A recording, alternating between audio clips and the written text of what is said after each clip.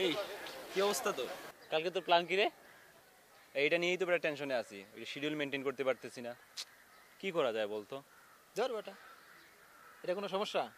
তুই সকালবেলা ধানমন্ডি লেখে একটা টাইম দে, আর বিকেলবেলা দিবি হইলো রমনা পার্কের একজন রে, আর বাদ বাকি যেগুলো আছে সব ফোনে ম্যানেজ করে নিবি।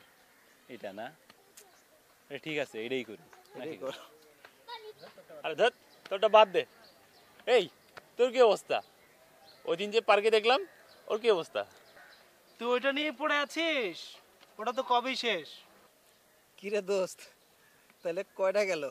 এটা তো চিন্তার বিষয়, এমনি তো বলা যাবে না। 24, 25, 26টা তো অলরেডি হয়ে গেছে।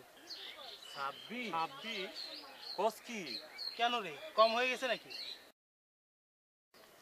তবে হ্যাঁ, নিরাশ হওয়ার কিছু নাই। 26টা পুরছে না, এবছরের মধ্যেই হাফ সেঞ্চুরিটা পুরাই ফেলবো।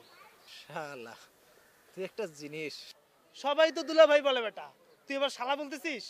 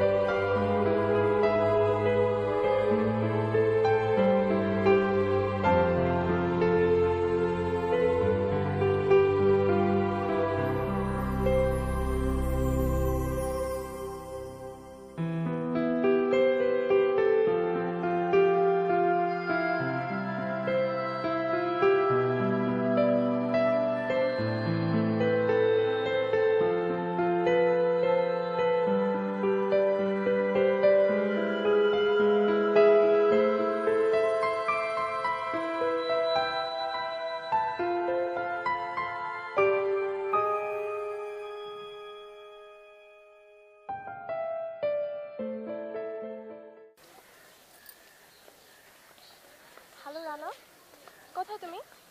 আচ্ছা শোনো, আজকে 3টা 4টার মধ্যে চলে আসো রমনা।